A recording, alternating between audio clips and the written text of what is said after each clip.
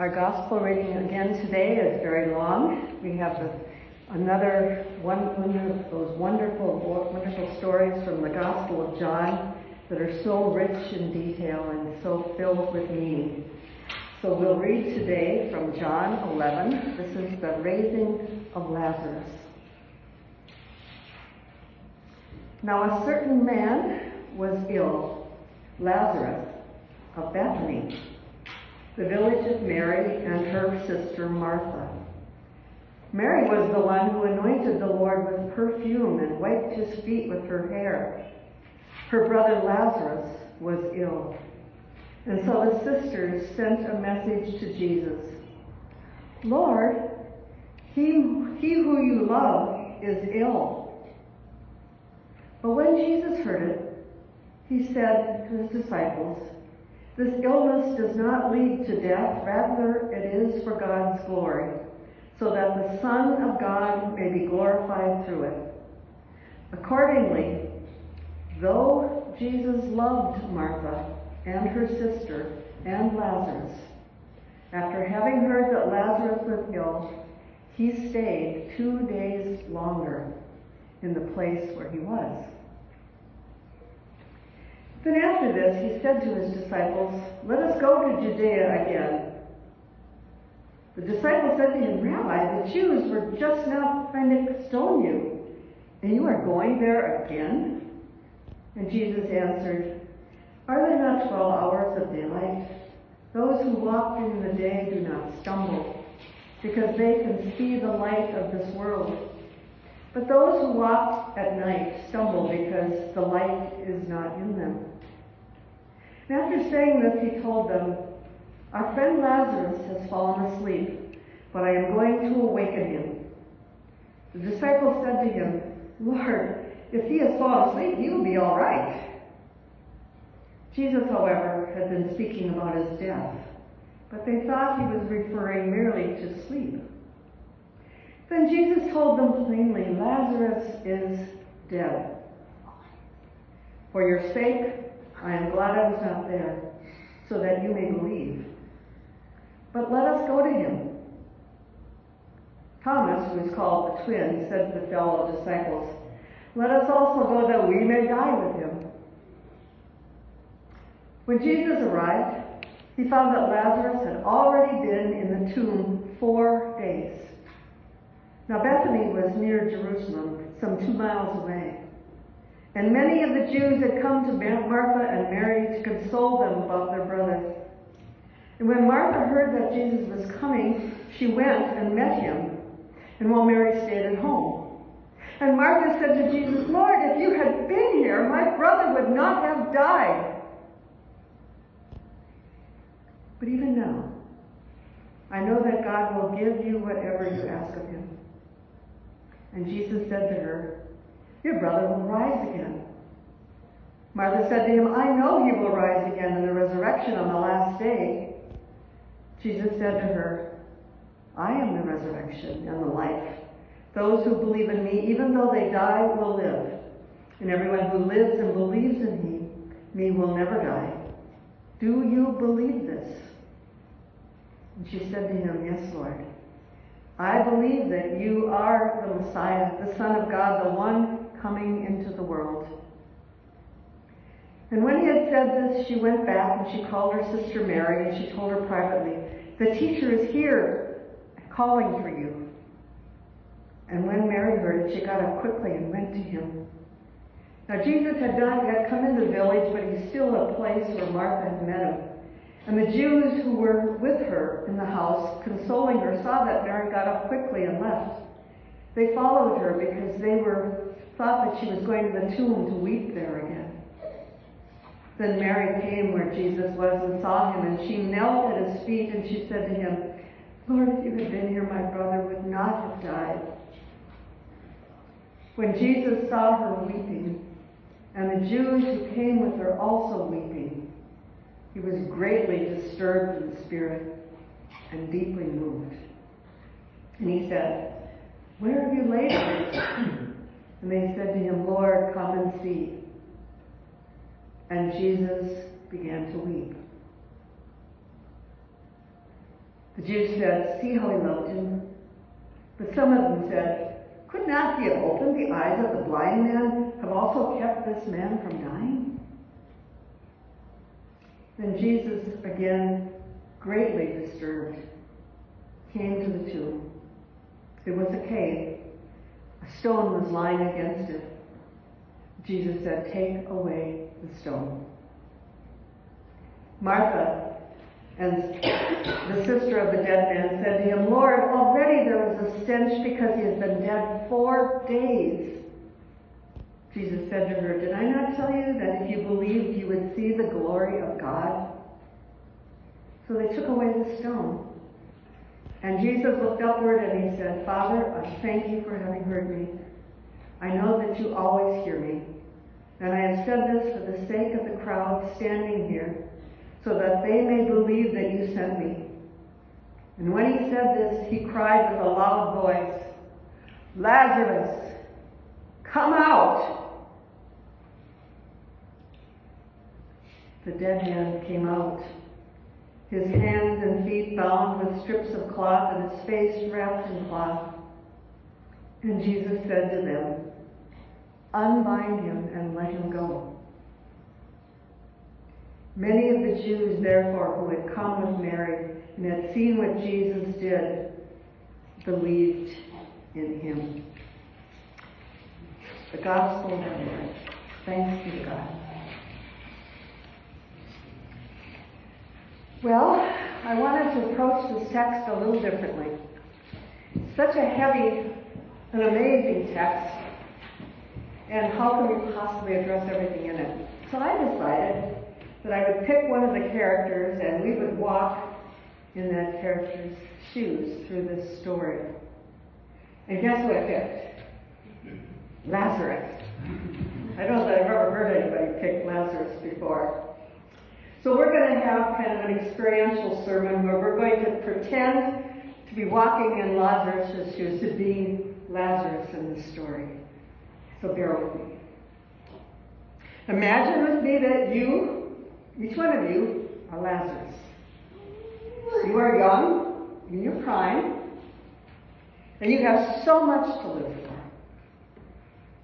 You have 2 beautiful, dutiful sisters to care for, a lovely home close to Jerusalem where you are a vital participant in a community of Jewish faith and life. You also have friends, many, many friends. And one friend and his band of disciples has become especially important to you. It has changed your perspective on so many things, about life, about death, about faith. This Jesus and his disciples has become very, very important to you.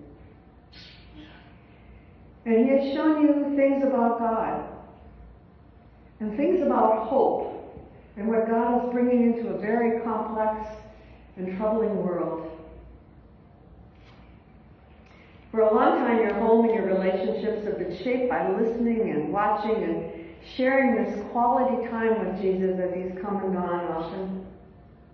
You've witnessed the life-giving thrill of an emerging faith in the coming Messiah among the disciples and the people that have followed him and been healed.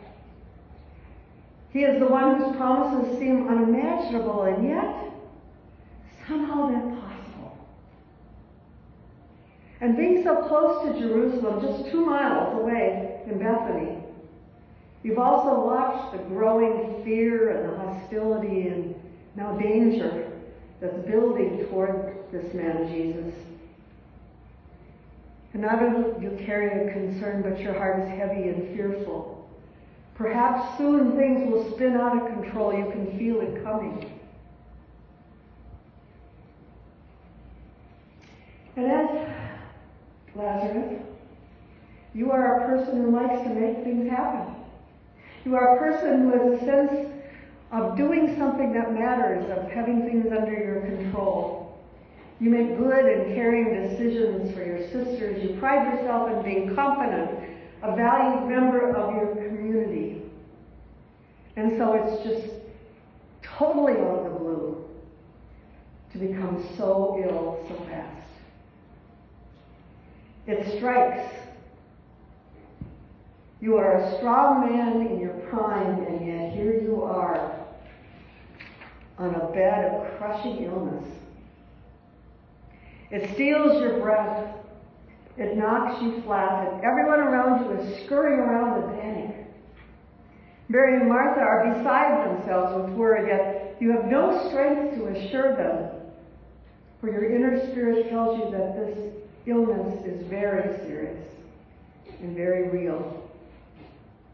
And as you struggle for each and every breath, you find yourself calling out to Jesus, just like your sisters, praying and praying, and no more than praying, you're counting on Jesus to come and heal you, just as he healed so many others.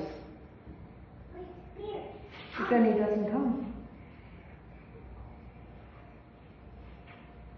The women weep. The neighbors sigh. They linger at your bedside, anxious hearts waiting, watching, hoping. And you're waiting too. But now you sense you're waiting for something else. You're waiting for death. And death arrives. Your body is bound in white linens, laid on a slab in a tomb, and a huge stone is rolled over its opening. Now the Jews believe that the spirit of someone who has died lingers around their tomb for 3 days. And so they come and they stay by the tomb and they lament and they weep, offering their thanks and their love to the person who has passed. So for 3 days, day 1, day 2, day 3, they weep and mourn and wait. It's now day 4. Death has robbed the world of this man Lazarus. Just decomposing flesh and dying bones. And grief still holds Mary and Martha and the entire community in deep sorrow and loss. But eventually it will pass, and life for those still living will go on. That's how death works, right? But Jesus has a different perspective. Who knew? I'm going to leave this story for a minute and segue to another one. It is early morning as the nurse enters the room and speaks to a young man who has stayed the night at his terminally ill father's bedside. She could tell by his weary eyes that it had been a long and hard night. Virgils always are. Or vigils, excuse me. And especially when there is a deep connection and a deep love to the one whose hand you are holding. For this young man is his father, a gentle tower of a man who's now reduced to skin and bones after a long battle with disease. And as the son held his father's bony hand and stroked an ashen face, he said to the nurse, "He didn't wake up. I'd hope he'd wake up one more time." He had been afraid to release his father's hand for fear that in doing so might allow this man he loved so dearly to tumble over the brink. He had held tight to his father's hand all night as together they stood at that canyon's edge of life and death, aware that the final step was only hours away. "I know it has to happen," he lamented to the nurse. "I just don't know why." Why? Why do we have to die? The canyon of death. The psalmist calls it the valley of the shadow of death. And many of us, we have stood there, haven't we? We know how dry and bleak it is to stand on that thin line that separates the living from the dead. Standing on the edge of a canyon of death draws life into perspective, doesn't it? It's the way we get to the place where the promise of the resurrection finally begins to make sense. So it's hard, but it's necessary. You see, there's something about facing death head on that makes us as humans accuse God, put our finger in God's face, and say, if God were here, if God were real, if God really loved me, there would be no death, right? But the very fact that we cry out to God at all, that in our human flesh our spirit longs and waits and cries out of the depths, demands that if God is God, he has to be God in the face of death. And by the very fact that we cry out, we believe. Psychology can deal with depression. Pep talks can deal with pessimism. Social movements, others can speak to hunger and injustice, but only God can deal with our ultimate dilemma. Only God can deal with death. Lazarus is dead. In the tomb, 4 days dead. That Jesus came. Jesus embraced the cruel face of death's pain and despair, opening his arms to both Mary and Martha, and he wept. Why did Jesus weep? He knew what we don't know, that he would raise Lazarus from the tomb right there, right now. So why did he weep? Remember the words that we just read from the psalmist today? Out of the depths I cry to you, O Lord. O Lord, hear my voice. My soul waits for the Lord more than those who keep watch for the morning. More than those who keep watch for the morning. Jesus wept because we weep.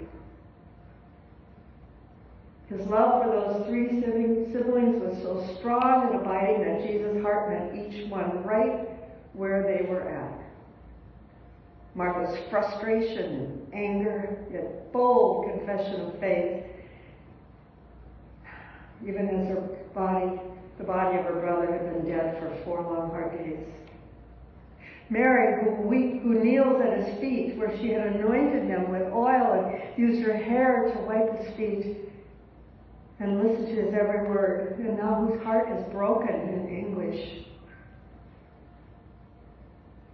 And Lazarus who hears from the grave and comes out. You are Lazarus again. A loud voice breaks into complete darkness, and with a rush of a mighty wind, the spirit that can only be God's breath of life restores you. Your flesh is renewed. Your bones are strengthened. Like the valley of dry bones from the prophet we heard this morning. The sinews begin to come back. Life is restored. You breathe in, you breathe out. Your eyes blink behind the wrapping and you feel yourself rise. Come out! It's the voice of Jesus. A voice you know. A voice you love. A voice that will not let you go. And so you get up. And you walk toward light where the stone is unrolled away. And you stand there surrounded by gasps of sheer joy and amazement. And Jesus says, unbind him and let him go. Hands grasped up the wrappings and all the things that bound you to the world of sin, a world of pain and illness, a world of fear and division, a world broken by injustice and hate. They just fall away with those wrappings. You, Lazarus, you're alive again. Of course, you're left to human mortality, which means you'll have to die again someday. But you're alive again. It doesn't make sense. But somehow, according to Jesus, your death, your miraculous resurrection, has a purpose. It gives glory to God and credibility to God's Son, who now walks toward a cross of his own cruel death. As Holy Week and Good Friday unfolded, what must you be thinking as Lazarus? What must you be pondering as you watch? Why? Why did I die? Why did Jesus raise me? When it looks like he has no intention of raising himself. Willingly going to a cross. Or willing. Easter is coming, you see. Lazarus didn't know it then. The disciples didn't know it then. But you know it. Easter is coming. Death doesn't have the final word. Yet while we live on the edge of the canyon that looks so scary, maybe we can have a perspective that makes us have courage and hope and even joy. Because we can be like a little girl who's visiting her grandmother who lives in this beautiful North Country where they have these dark skies and these amazing stars and these Milky Ways, even aurora borealis.